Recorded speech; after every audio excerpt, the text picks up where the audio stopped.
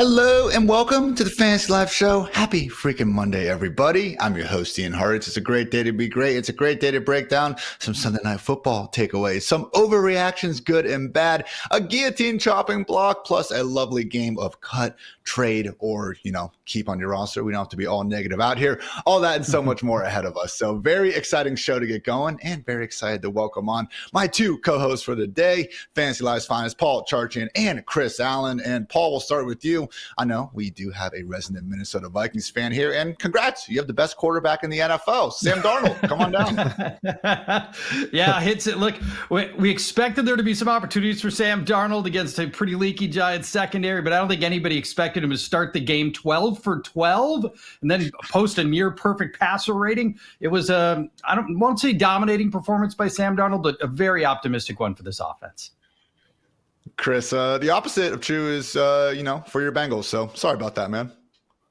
Hey, if anything, Ohio lost. All right. The Browns lost. Cincinnati lost. I mean, we just got L's across the entire state, like over the weekend, man. So I'll just take that. I'll chalk it up and we're on to week 2, brother.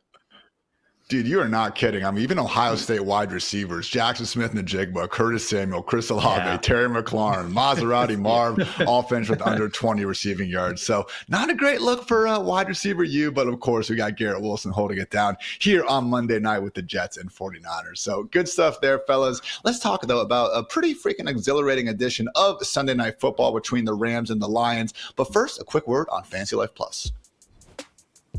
Guys, Fantasy Life Plus is our premium product over here at Fantasy Life, where we try to help make you, a scholar, just a little bit better at fantasy football to hopefully get those bragging rights over your friends and family. Our full-on consensus ranks, Dwayne McFarland's, award-winning utilization suite, start sit tools, all that and so much more. So don't get it twisted. Still offering plenty of free services over here. You're listening to us now. All of our articles and even portions of our ranks are always going to be free. But again, if you're trying to take that extra step, we do have the product for you and not exactly breaking the bank. Tier 1 package under $40 per year, and even the tier 2 is costing less than $10 per month. So Fantasy Life Plus, check it out.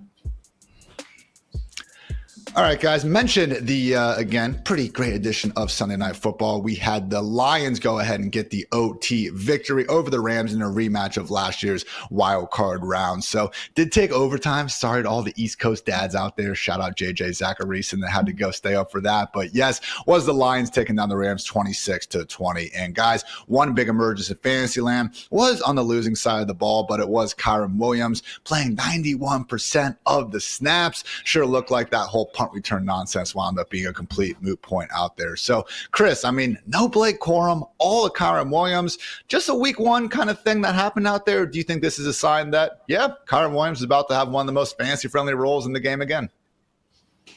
I would have been a bit more concerned if throughout the remaining of the portions of the game where we saw some of those injuries start to crop up for the Rams and offensive line injuries, wide receiver injuries that I'm sure we'll wind up talking about throughout the show. And we would see more of Blake Corum. We would see more of even just a larger rotation out of that backfield. But no, it was all Kyren Williams. And I know that a lot of folks during the later parts of the offseason where we did get that news that Williams was going to be the punt returner for the Rams. And how did that turn out? He just caught a couple of punts, just waved it off, and then he was off to the races afterwards. So if it was going to be a rotation between Williams and then Ronnie Rivers is also getting jumped there and Corum, I would have some concern. But with the just two-headed backfield for the Rams, I'm kind of digging taking Kyren Williams where I did in the 3rd round throughout most of the drafts during the offseason. Church, I know last time we talked, we just kind of went over again some of the basic rules for guillotine leagues. And, your specialty, you are the director of guillotine leagues over here at Fantasy Life. And one of the big points you really drove home was that be very cautious of rookies because we often see their early season roles not quite live up to the overall, season long expectations. And safe to say, if you went ahead and used an early-ish round pick on Blake Corum, might be getting your head chopped off here soon. Yeah, and hopefully you didn't start him if you did, but I can understand in a guillotine league, especially if you're in an 18-team where you may have had to flex Blake Corum, and obviously that did not work out very well. And the other potential chopping block point here, Puka Nacua, with a short game and an injury, that we don't know the severity of yet. But to me, that is a key among the storylines that emerged from Sunday night. Does this mean that we're going to see a lot of usage from Cooper Kupp because it certainly played out that way in this game. I think he set or tied a career high in receptions, right? Was it 14? If my memory serves on this, we saw Demarcus Robinson get involved, and and not just. How about Tyler Johnson coming back from the dead? Most people didn't know where that grave was, but they had dug up the grave and fully exhumed his corpse, and here he is running for 64 yards on a play. Yeah, so there's a lot happening there, hoping Puka Nakua's injury not severe.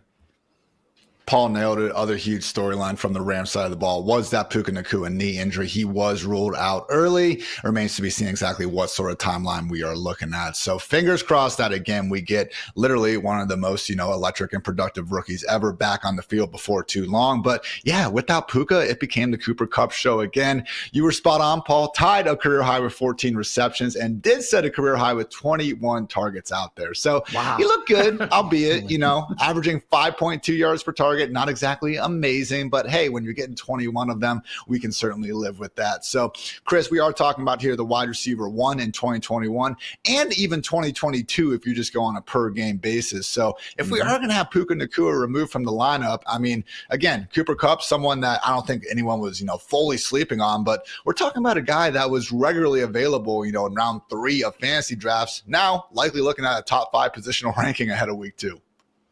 Without a doubt, because the Rams were still running at one of the higher paces like in the league. I think they ran 74 plays, and that's without having to play like during the overtime, because remember that the Lions just did what the Lions do and just used David Montgomery as a battering ram to wind up sealing the game away last night. So if we're going to see this type of volume from the Rams as a whole, and Cooper Kupp is going to be like the tip of that spear that Sean McVay is going to use from an offensive standpoint, then yeah, I mean, folks that took the leap on Cooper Kupp are really reascending back into like the wide receiver 1 ranks, the old age not being much of a factor for them in drafting. I mean, they're really going to wind up like praising themselves for taking that sort of leap, because yeah, this type of volume that we're going to see for Kupp, and then also how it trickles down to the rest of the guys, seeing Demarcus Robinson getting involved, Jordan Whittingley getting involved as well, like on the end around for the touchdown last night. I mean, all of the guys, all the passing elements to the Rams are going to be something that we're going to want to target like in drafts, or not drafts rather, but pick up off the waiver wire if they happen to be available in your league.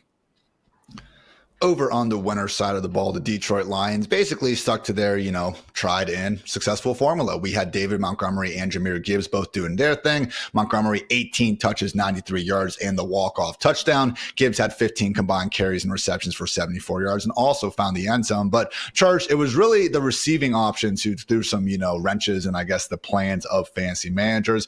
Jameson Williams ended up working as the lead dog in terms of targets and certainly in terms of production. 5 catches, 121 yards, and a long 52-yard touchdown on the evening.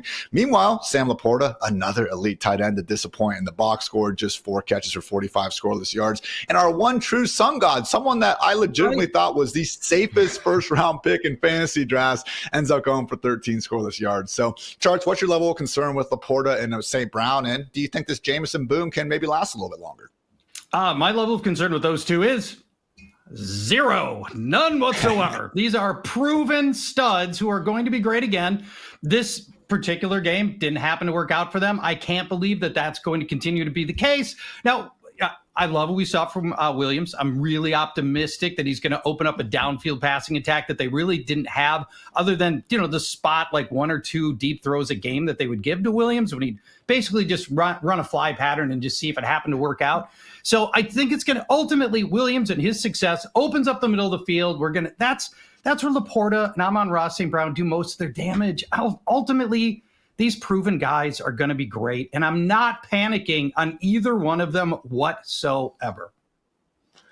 I would echo those thoughts. I think you nailed it, Church. Again, just 1 week. It's annoying. God forbid you guys took them in a Guillotine League. That is how that format goes. Sucks to suck in that case, I guess. But otherwise, no, would not be overly concerned. And don't let your league mates out there try to, lowball you on some of these trades. Sun God Laporta still very much going to be at the top of the rankings ahead of week 2. So again, fun edition of Sunday Night Football. I know we're all looking forward to Monday night. But before we get going on with the rest of the show, want to highlight some unfortunate injuries that we will need need to be monitoring throughout the week. So first of all, shout out to NFL Network's Ian Rapoport for giving most of the information I'm about to go through. But yeah, guys, Browns tight end David Njoku is feared to have suffered a high ankle sprain, likely going to sideline him for a few weeks. So Jordan Akins will be the next man up, and a Browns passing game that, let's face it, looked horrendous against the Cowboys in week 1.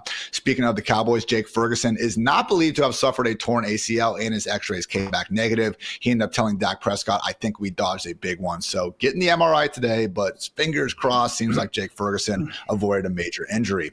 Seahawks running back Kenneth Walker was having a huge performance. Unfortunately, though, suffered an abdomen injury. And while he did say after the game that he is good, he has a long history of groin and oblique injuries, including sports hernia surgery. Could be a week 2 smash session for Zach Charbonnet, depending on how Walker's injury turns out.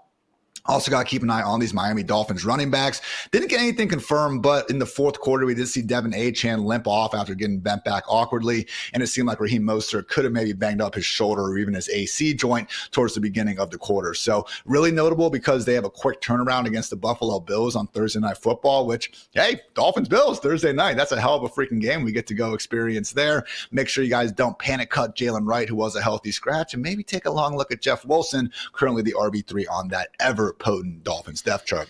Jordan Addison not believed to have suffered too serious of an ankle injury. That said, he came into the game with one as well, so not ideal there. We'll see Jalen Naylor and Brandon Powell filling out 3 wide receiver sets in this suddenly lethal Vikings passing game. In the meantime, Keenan Allen seemingly still dealing with a heel injury, but maybe not something that's going to potentially keep him out. We'll see. Josh Allen dealing with a left hand and wrist injury. He said he's fine. And finally, the Packers QB1, obviously Jordan Love, 3 to 6 week return timeline with a grade 1 to 2 MCL sprain per Tom Pelissero. It'll be the Malik Willis and Sean Clifford experience. In the meantime, Pelissero is reporting that we are not expecting to see them go out and try to sign a Ryan Tannehill. I think I speak for all of us, though, in saying that I would love to see them go trade for Jameis Winston, because the NFL is just more fun when Jameis is one of the league's 32 starting quarterbacks. So that's the news, everyone, and plenty more stuff to get to right now. But first, a quick word to our friends over at Experian.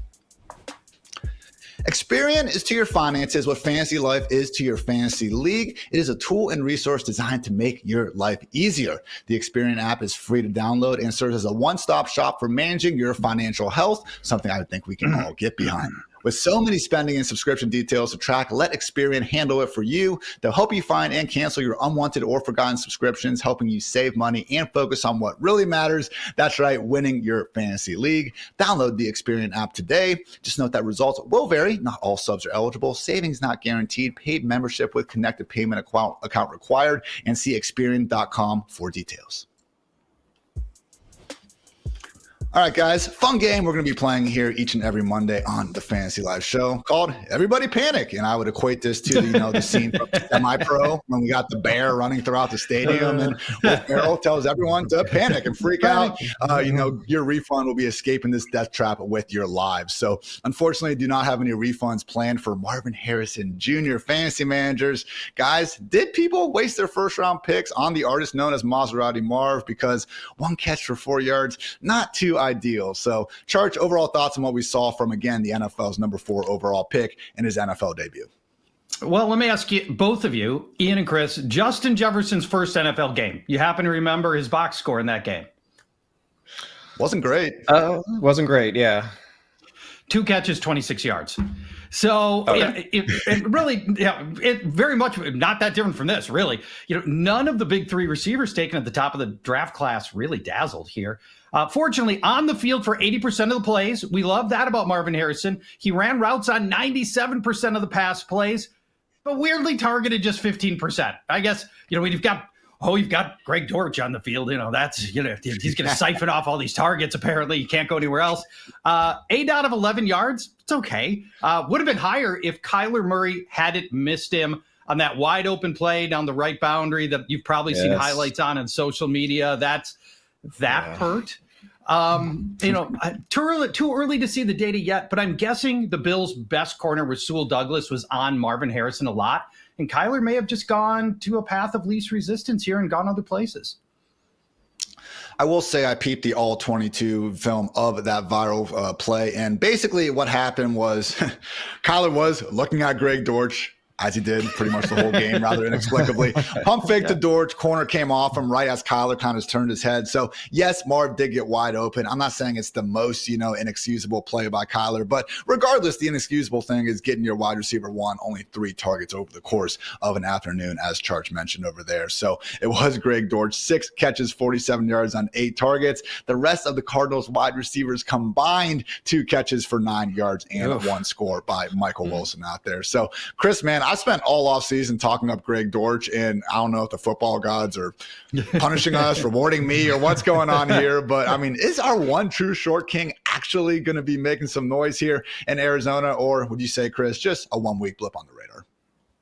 A bit of both. I wouldn't see how he doesn't stay integrated into this passing offense throughout throughout the regular season. And I think the thing for Marvin Harrison is that he just needs time. And I'm not saying that just because he's a rookie. I mean, that's the obvious portion of it, but it's time to integrate into this offense where you have a scrambler, you have a mobile quarterback as the guy under center.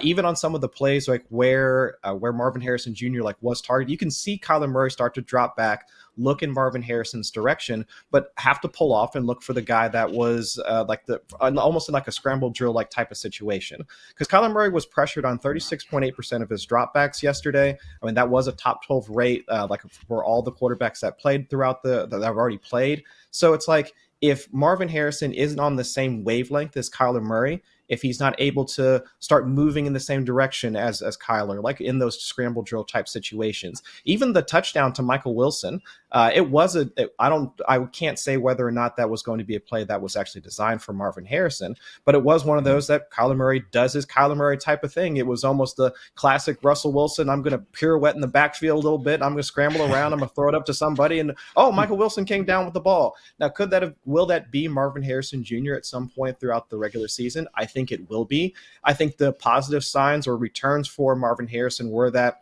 he was used on the outside. He lined up on the right. He lined up on the left. He was moving to the slot. They're moving him all around the formation. So it is good to see that there is some sort of game plan to make sure that they're starting to at least use some of Marvin Harrison Jr.'s strengths, the size, the speed, the athleticism.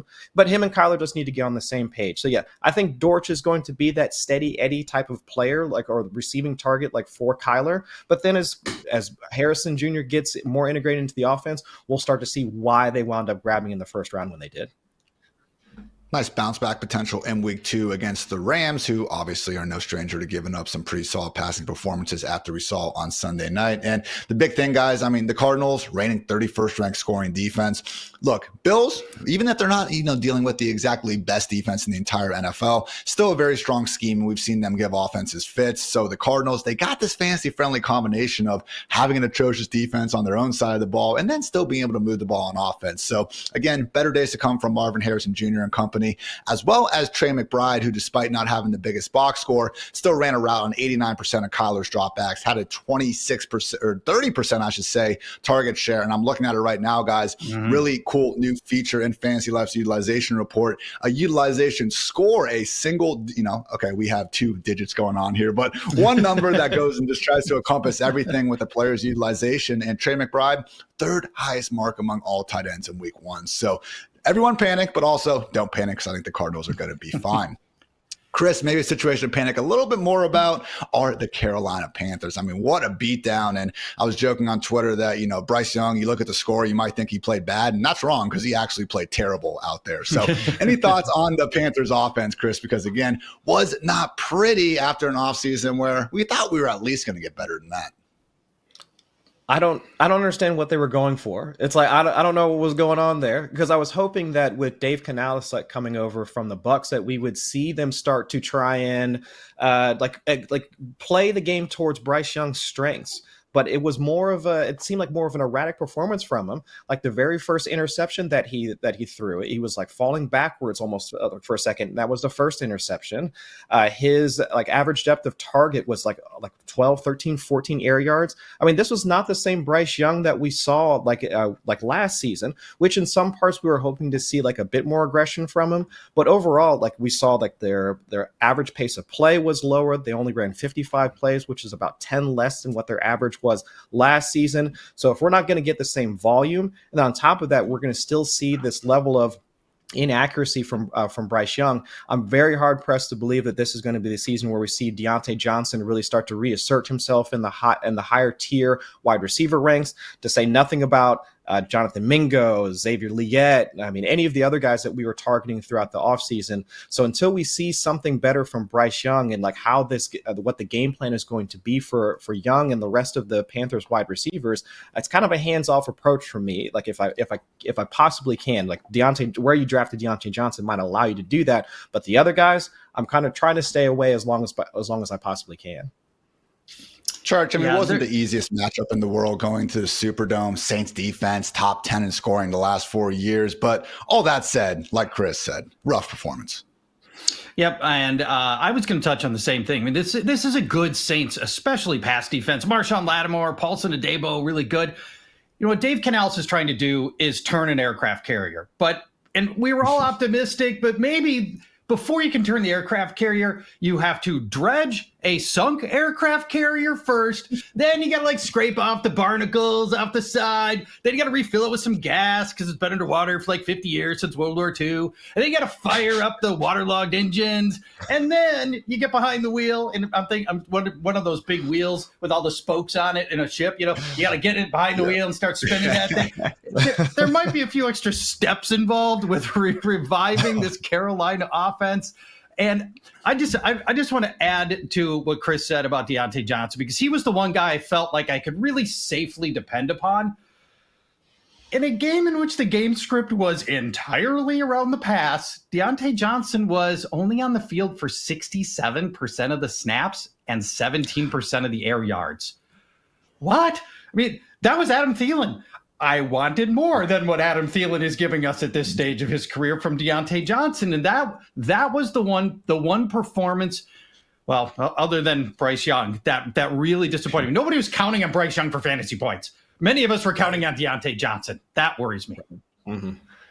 Some of our dynasty teams out there, Paul, looking at myself in the mirror, maybe hoping for a little bit better performance out of Bryce. But yes, again, was not pretty out there. And, again, it was a more group problem than just Bryce Young. I mean, we saw them really try to address the offensive line during the offseason. And lo and behold, apparently didn't do a good enough job because 38.5% pressure rate allowed. That is really bad. They also ranked 25th in yards before contact. So, yeah, couldn't really stop the pass rush. Also couldn't really run the ball. Not really a recipe for success in the modern NFL. So again, Deontay hopefully had better days, but I think it's fair to say, fellas, a bit lower on the bounce back potential for the Panthers relative to the Cardinals, and I believe relative to some of the elite tight ends that we saw sadly lay an egg out there. Yes, Isaiah likely balled out, but honestly, I mean, other than him, Foster Moreau is the only other tight end to score over 12 PPR points. So as much as it's easy to, again, point out Sam Laporta, Trey McBride, Dalton Kincaid, all these guys that we use high round picks on, yeah, they busted. I understand, but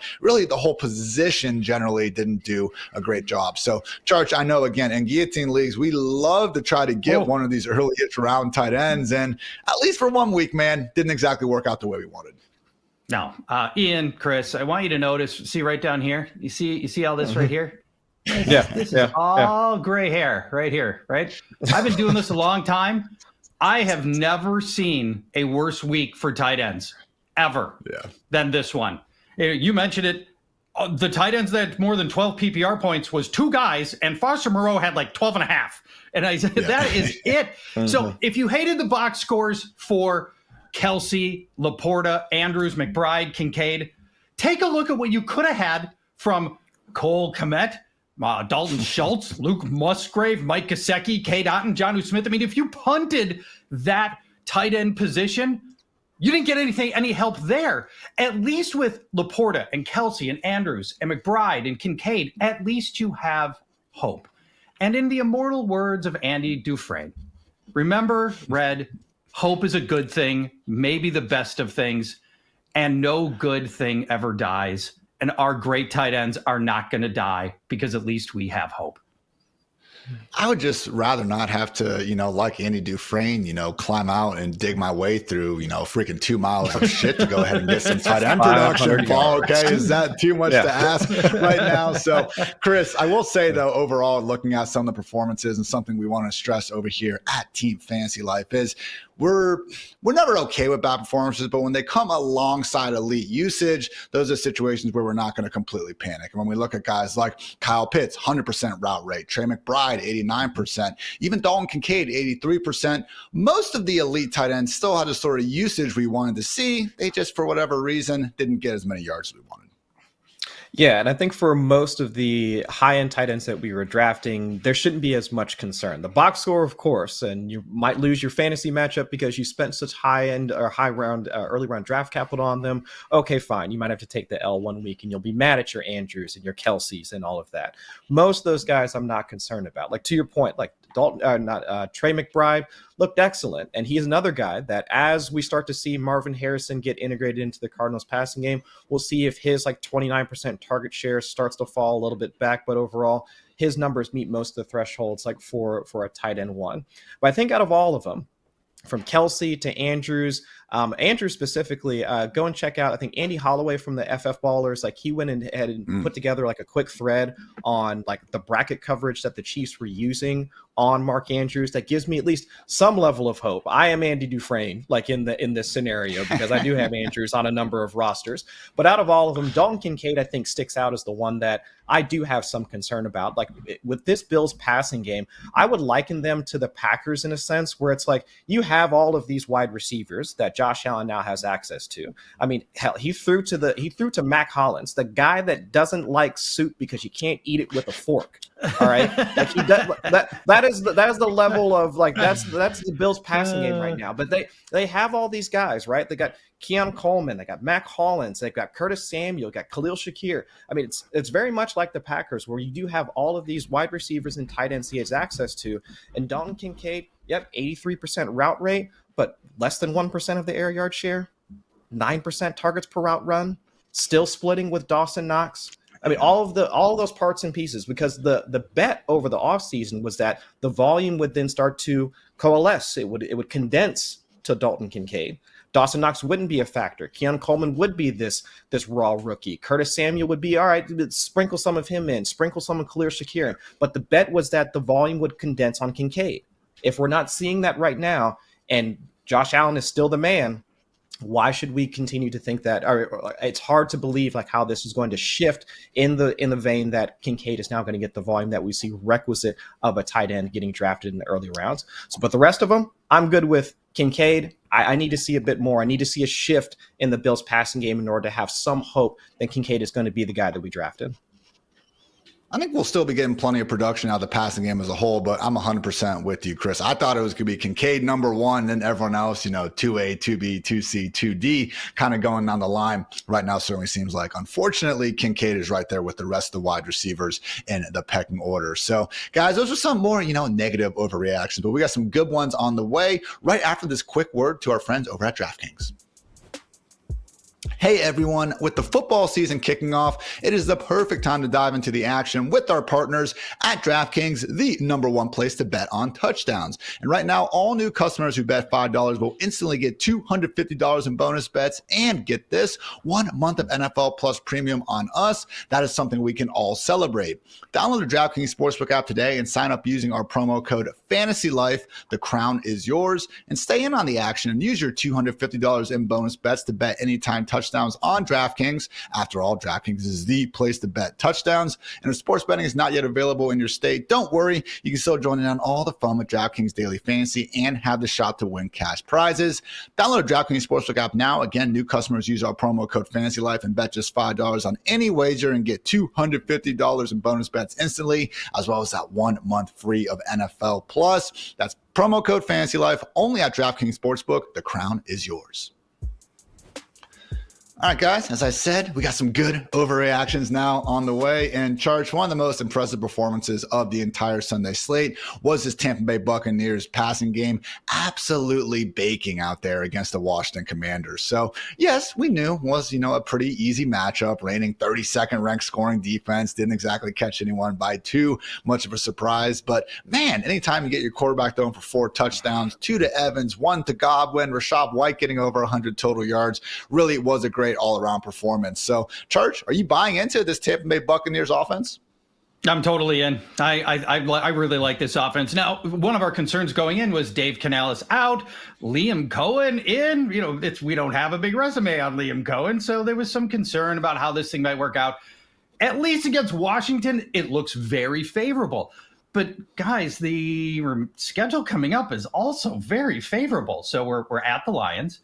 Then the Bucs host Denver. Then they host the Eagles.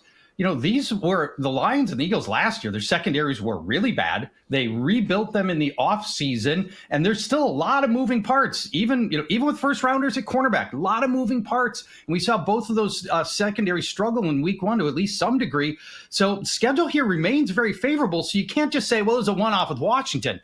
I suspect that this Baker Mayfield-led offense is going to continue to be very strong. You've got, as you mentioned, Mike Evans, Chris Godwin. I love that Chris Godwin is back in the slot. This is his natural position. Didn't like him running as much outside last year. I feel so much more comfortable with that offense this season. And I think Baker Mayfield's going to continue, not obviously at a 4-touchdown-a-game clip, but I think he's going to be a week in and week out fantasy starter with the tools around him and a very favorable schedule. It almost feels like a recipe where he just can't get dud games anytime soon. Number 1 in EPA per dropback, number 3 in completion percentage over expected in week 1. Yeah, really nice game for Baker. And one thing I know they mentioned on the broadcast is his ability now with that shiny new contract to actually play without looking over his shoulder at Kyle Trask all the time. Because lest we forget, this time last year certainly was a shorter leash out there. So Chris, Charchian mentioned the great performances from Evans and Godwin, but a certain third-round rookie in Jalen McMillan also showed up big with a nice 32-yard touchdown. Could have been even bigger, man. He actually let a potential touchdown earlier in the game go right off his fingertips. So, Chris, looking at Jalen McMillan, someone that we did see from a usage perspective already displays Trey Palmer from 3 wide receiver sets. You want to buy him maybe in deeper leagues on the waiver wire? Oh, 100%. And I think that was the drumbeat that was going throughout most of the offseason, that McMillan was going to supplant any of the wide receiver 3s that was going to be a part of the Bucs' potential rotation, and he was going to wind up being like that third wide receiver, like for the Tampa Bay Buccaneers. And I'm excited to see like how he develops, because of course he's going to be used outside, and like to Charch's point, like seeing Godwin back in the slot was going to be the boon for fantasy that we all wanted to see. But now does McMillan's role start to shift? Do we see any of the same type of rotation like onto the inside? Do we see more deep shots to him downfield? Do we see what is that development plan going to look like for McMillan like moving forward? But either way, having that type of production where it's going to have there's going to be the positive effect for Baker Mayfield to have not just the stalwart the performances from Mike Evans, but also having Chris Godwin in the rotation, now having a legitimate, awesome, third wide receiver in McMillan also at his side. That is where I can see a guy like Baker Mayfield continue to put up at least useful numbers for fantasy moving forward. It's always going to be like this performance against the Commanders. I mean, no, the Commanders gave up the second most 300-yard performances last season. They didn't do anything to change their defense during the offseason.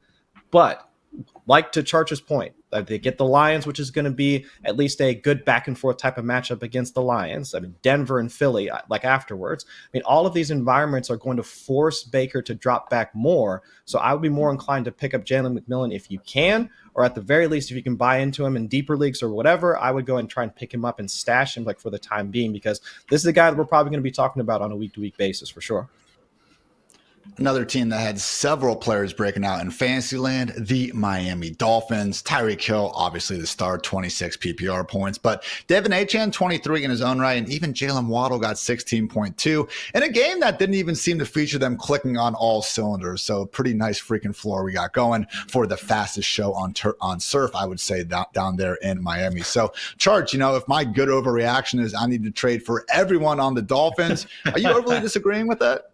Yeah, I kind of am. I mean, just how can I trade for Tyreek Hill? What do I have to give up? It's just, I'm going to invent a totally new adage, and we'll try to see if we can get some steam behind it. I'm going to call it buy low, sell high.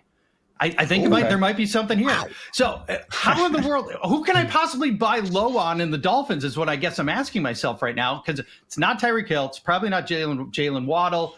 Devon Achane looked good and, grounded air use. He went in the second round. I don't think anybody's given him up. So if the concept here is I got to trade for Dolphins, who can I realistically trade for? Okay, maybe two guys, 1.5. Raheem Mostert, who scored 21 touchdowns last year, is probably somebody I could target after light usage on Sunday. Maybe Jalen Wright because he was inactive. And the presumption is, though, at some point, he's going to pass, I assume, Jeff Wilson on the depth chart. And at that point, we're a few weeks down the road, Devon Achane or Raheem Morris is probably also hurt. And so maybe you could go get Jalen Wright at pennies on the dollar right now. But to me, if we're really talking about who I can realistically trade for without overpaying, I think Mostert is really the only Dolphin that realistically I would want, and I think I could afford to actually pay for. As we mentioned at the top of the show, make sure you keep an eye on those potential injuries to both of these backs because, hey, then all of a sudden Jalen Wright will be rising up in a hurry. But, Chris, it does seem like Raheem Mostert would be the prime buy low candidate here. I mean, the Dolphins' run game just looked all out of sorts. I mean, Achane went from averaging, 8.47 points, whatever it was, yards per carry last year. Raheem Mostert, obviously very effective as well, to not getting anything going against, to be fair, a pretty formidable Jaguars front seven. So are you a charge on maybe trying to buy low on Raheem Mostert if possible? I think that's fair. My only concern is just the blocking for the Miami Dolphins because 7 of their 16 rushes went for 0 or less or negative yards. I mean, the reliance on explosive plays, which has been a staple of Mike McDaniel's offense, I get that, but the reliance on explosive plays is something that you probably don't want to watch the game. You just want to look at the box score after the game and just be like, oh, okay. Because if you had Jalen Waddle on your roster yesterday, you're probably pulling your hair out. Didn't he go he was in the medical tent for a little bit for a concussion? Yeah. At one point, he comes back to the game and then catches a 62-yard bomb at some point. Doesn't get into the box, but still, it's like one of those where if you're watching that game, you probably tossed your phone, your laptop into the sink. Which is like, all right, well, I guess that's the end of my week, and that's it. So it's just the reliance on explosive play. 182 of Tua Tagovailoa's 338 yards came on explosive plays. It was the 60-yard bomb to Waddle, the 80-yard touchdown to Tyreek Hill, and I think that Devon Achane had a 30-ish yard reception. So it's that is going to be the recipe for success for the Dolphins, and that's okay. I get that. They're going to run plays, top 10 in plays, top 7 in yards per drive. That's going to be the recipe for success for the Dolphins. So I'm with Charch on getting Mostert, but it's just going to be the down in, down out, watching the game specifically that I'm going to have concerns about. But again, maybe I just won't watch and I'll just check the box score afterwards. Now, Chris, I got to say, maybe your relationship with your phone is different than mine is with my phone. If I threw my phone in the sink after every time one of my guys went into the medical tent, I'd be an awfully expensive proposition. I mean, listen, I just don't. Yeah. This thing. I can't get a burner or something like that. Sink every time my guy might or might not have a concussion. Good heavens, man! You're just throwing away money over there. Good. Hey, Verizon, any reps out there listening, might have a new sponsor home over here on the FantasyLife show. Right. Just saying. I'm gonna need one. All right, guys, one more good overreaction to get through. Anthony Richardson, looking like him out there, especially from a fantasy perspective. So I know only completed 9 for 19 passes. That part was not ideal, but good Lord, some of those 9 completions, absolutely incredible. And you know what? When you're throwing the ball on average 17 yards downfield per pass attempt, guess what? You're not going to have, the shiniest completion completion rate in the world. But luckily, Church and fantasy football, we love quarterbacks who end up having running back level usage on the ground. And at least for 1 week, man, Richardson sure did have a lot of that.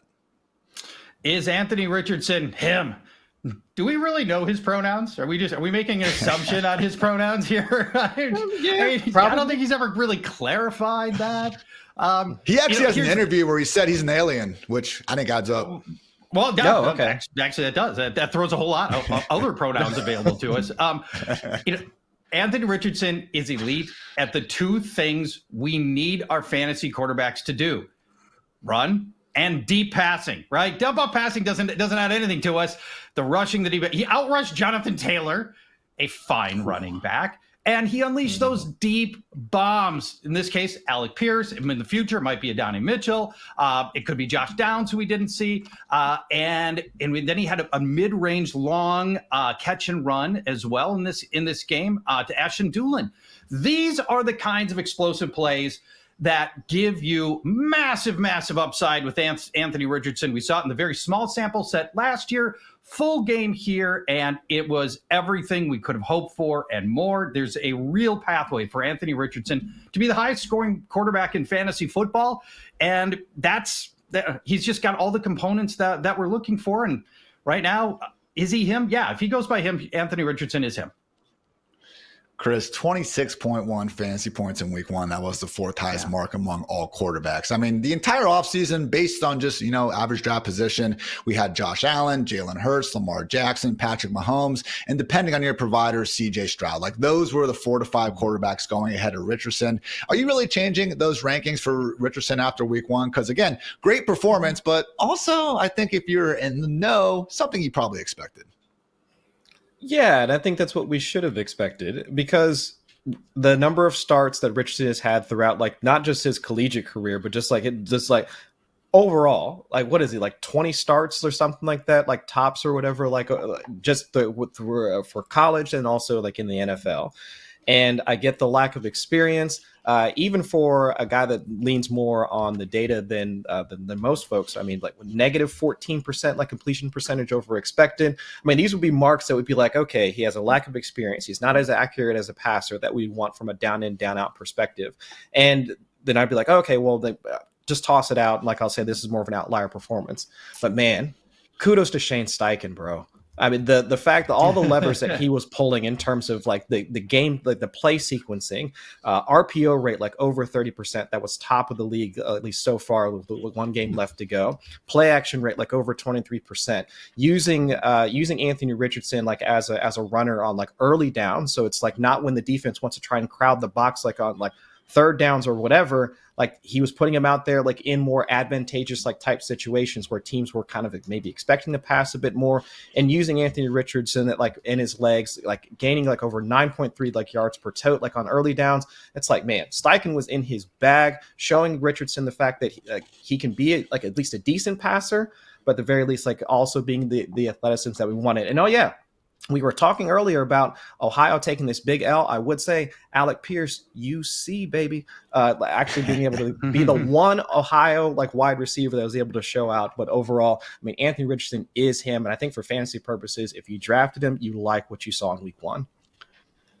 I do think I speak for all of Richardson's. Please, fantasy owners, just by saying, please take a little bit better care of yourself, man. Some of those hits out there were pretty hard, and, the injury gods are not always kind to us throughout a long 17-game season. So, again, guys, those are some good overreactions, and now it is time to get on the chopping block. Now, Charch is going to be referencing a lot of the players you are highlighting in an article that will be live on FantasyLife.com before too long, looking primarily at players in Guillotine leagues who, again, are probably going to be on the chopping block because of their week 1 duds. So if any of you listening out there are in Guillotine leagues, also feel free to treat this segment as more of like a should I buy low on this disappointing week 1 player. And again, Charch, a dud in primetime just seems to hit different. And starting off the season with Mark Andrews not doing much of anything while getting outperformed so mightily by teammate Isaiah Likely, not ideal. So what are your thoughts about Mark Andrews being on the chopping block and what he has in store for him in the rest of 2024?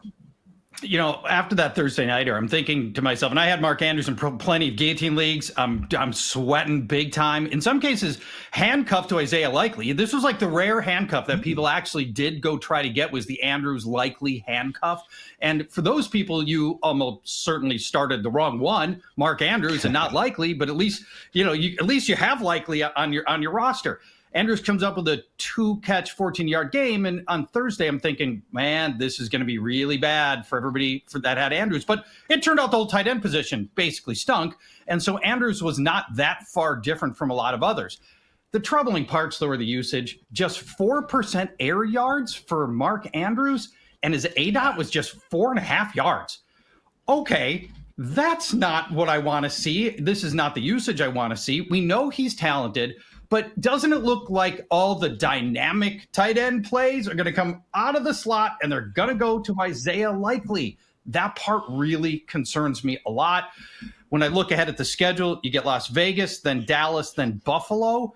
I think those are all reasonably exploitable matchups for Mark Andrews, but to me, it's less about the opponent and more about what the intended plan is for Andrews, who just doesn't have, at this stage of his career, doesn't have the same dynamic skill set that it looks like Isaiah has. And Isaiah looks like he's going to be just much more of a downfield threat. So I've got a lot of concern on Mark Andrews. In a Guillotine league where you're starting with $1,000 at the start of the season, as we head into week 2 here, I would only spend about 2.5% of my $1,000 on Mark Andrews at this point. I think I'm going to chill out and let somebody else maybe roll the dice here. Honestly, I think Isaiah Likely has a good chance of outscoring Mark Andrews the rest of the way. Chris referenced the really nice cut up from Andy Holloway of the Fantasy Footballers earlier. And another cool follow-up to that video was PFF's Nathan Yonke noting that Andrews did face double coverage on a higher percentage of his routes in that Thursday night game than he has since 2021. But to Charch's bigger point, we saw so much likely involvement that even if it does swing a little bit back towards Andrews' way, we have a long ways to go in order for him to again start living up to that top 3, top 4 sort of treatment that obviously we drafted him for. Now, Charch, another guy that, again, people probably use round 1, maybe round 2 pick on, Falcons wide receiver Drake London, who I think we all agree is still a very talented wideout, but man, something about those week 1 games seems to just get to him. And I will say, having viewed, the entirety of that Steelers-Falcons performance, not exactly the best look for Kirk Cousins. Certainly did not seem to have the same level of velocity on the ball, which makes sense when you're talking about a 36-year-old veteran coming back from an Achilles injury. Yeah, I was hoping that wouldn't affect him that much, Ian, that we'd still see somebody who was able to set up the ball and be able to get some extra oomph behind it like he usually has. Not a cannon, but he's always had plus arm strength. It didn't really translate here, but that wasn't the only problem. This team went almost full time out of shotgun or pistol, and that's not been something that he did a lot in Minnesota. He was under center much, much more often there.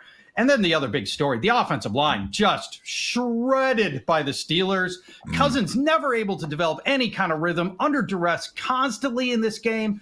And I'd like to think that what has been at least an above average offensive line the past year or two is going to be able to protect Cousins better when they're not playing the Steelers, a very good team. They get the Eagles, then they get the Chiefs, then they get the Saints. Eagles and Chiefs can come after the quarterback a little bit. I'm a little bit concerned about Drake London. What I do like about London, played 100% of the snaps on the field constantly. That certainly suggests that the opportunities will be there for Drake London. They will almost certainly make a concerted effort to get the ball into his hands more than the 2 catches that he had last game. My first blush bidding estimate here out of your $1,000 is about $40 to $50 on Drake London, 4 to 5%. We're not going to break open the bank here, but and maybe a nice opportunity to buy low on what should be still a pretty good player. One last disappointing NFC South wide receiver on the chopping block, Chris Olave. And if you would have told fantasy managers before the game, hey, the Saints are going to score 47, Derek Carr is going to look like one of the best quarterbacks in the league for 60 minutes of action, I think they would have been pretty excited. But lo and behold, Paul, we only got 2 catches for 11 yards. So the blowout game script certainly has something to do with it. Yeah, what are your expectations for Chris Olave moving forward? Well, he's still the best receiver on this team, and we saw that the Saints are capable of filling a box score through the air, and he just simply wasn't targeted. He had an 8% target rate in this game for no apparent reason that I can really figure out. It's not like the Panthers just decided we're going to take away Chris Olave and make you beat us other ways, because they did beat you other ways. Only 2 catches, 11 yards.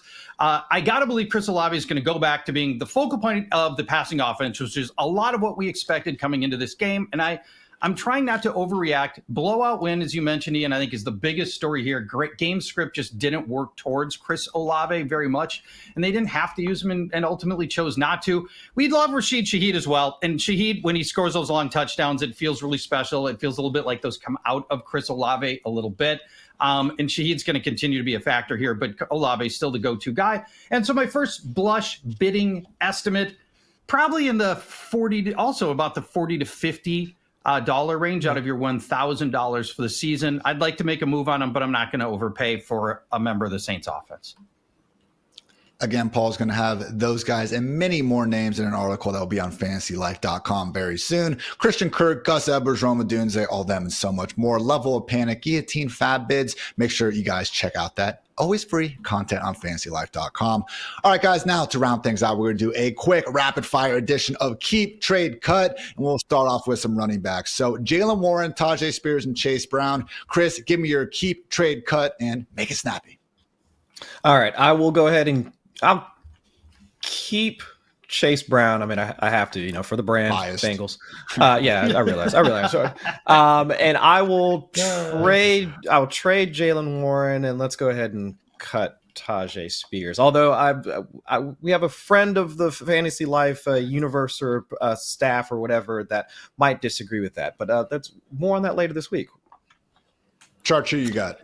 Yeah, I'm also going to cut Tajay Spears, and it pains me to do it. I love this kid, but just 4 carries, worst offense out of the group of these runners for sure. Will Levis might just be a totally non-functional NFL quarterback and look no better this year than last year, maybe worse. So, based just on totality of offense, I got to cut Tajay Spears. We'll keep Jalen Warren despite the incredibly light usage. Holy cow, 4 touches.